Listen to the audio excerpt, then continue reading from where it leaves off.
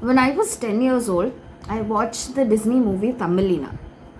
And in that movie, there is a character that I liked a lot. And the character was basically like a minor villain. And he was a beetle. But the reason I really liked him was, he had a very flamboyant personality. Okay, so he had this like purple striped coat, and he was like singing and dancing and all that. And I really liked his dance moves, and by extension, I really liked that character. So he was kind of my favorite character in that movie. Now, the week I watched this, that Sunday when I went to church, there was a new uncle at our church, and that uncle, like, he was quite well known to some families in our church. So that uncle also had this very like jolly, bright, lovable, fun loving kind of personality. Even the way he talked, it was very funny. He made us laugh a lot, and in some ways his appearance also looked like that character. The way he moved and everything, it reminded me of that character.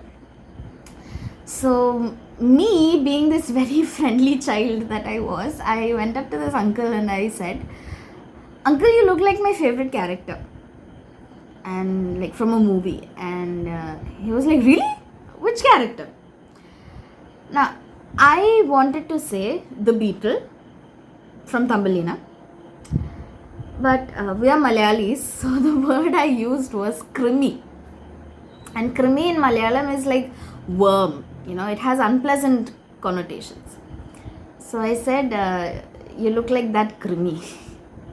What I meant is, you look like that beetle from Thumbelina, whom I love very much. Now, when the people standing around me heard this word krimi, they immediately thought that I had insulted this uncle. And this uncle, to his credit, he was like, "Oh my god, why do I look like a krimi?" And like, he kind of diffused it as a joke. I did not even realize at that point that it might have been offensive, because I did not understand that the word I used had a negative connotation. I meant beetle, and I meant specifically that beetle from Thumbelina. So, the adults heard this, and they were shocked, they were angry with me. And the way they dealt with it is, they said to me, like in public, in front of everyone, "Oh, well, what if I just call you a pig? I could just say that you look like a pig." Now, I had been body shamed enough by the time I was 10 that I understood that when you call someone a pig, you are basically saying they're fat. And for me, that was a very shameful thing, right? So they meant to humiliate me. Obviously, I felt humiliated. Okay. Now, what did they want to teach me in that moment? They wanted to teach me that certain words have certain connotations, that if we use it in certain contexts, they come across as offensive, they come across as rude or disrespectful. Okay, and the word krimi, it means this particular thing. It has an unpleasant meaning for most Malayalis, so that is not the word you should have used.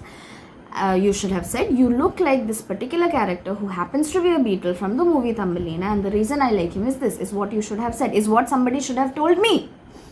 But instead, what they told me is that I look like a pig.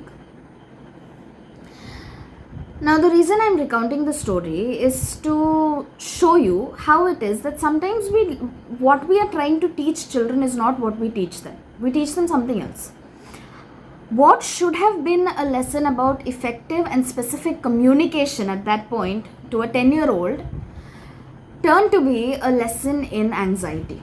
That was the beginning of my struggles with interacting with other people. So that incident took a child who was so warm-hearted, who was so friendly, who was so extroverted, and just so bright and lovable, who loved people really, and they took that child, that incident took that child and turned her into someone who was so scared of interacting with other people that she did not want to make friends anymore, she did not want to talk to anyone anymore.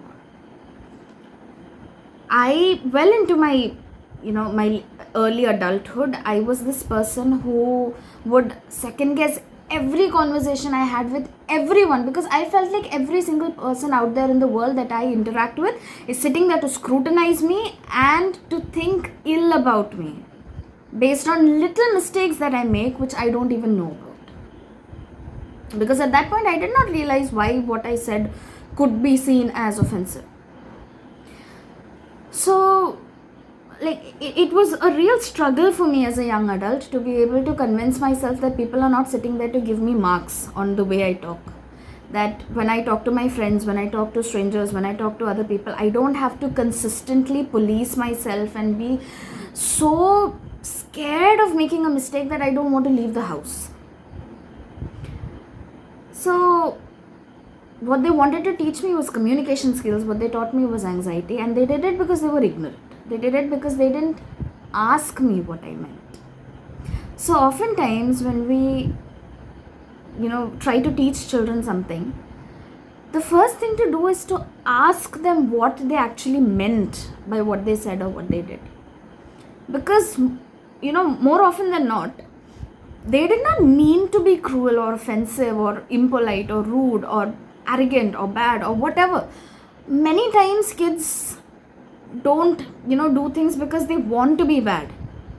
It is either a skill issue where they don't know like how to do the thing that they were supposed to do, or it is like a communication deficit where they mean one thing but they said something else, or it is a problem with emotional regulation. They are not able to control their impulse when they are emotionally activated, and so they lash out.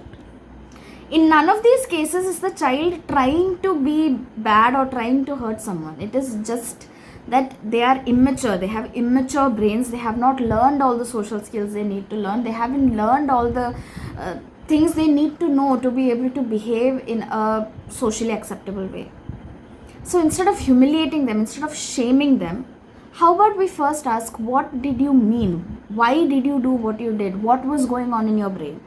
And then with the clarity that we get by asking that question, they will tell us what they meant. They will tell us what was going on in their brain.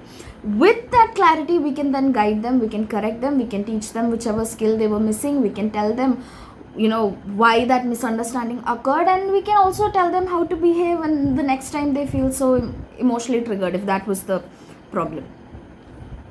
Children need guidance and correction. Children don't need humiliation.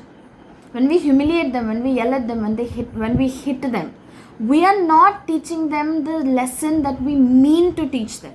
We are just teaching them that people in the world are scary, that even a small mistake will get them penalized harshly. We are only teaching them to be afraid, and that is not a good lesson to teach any child.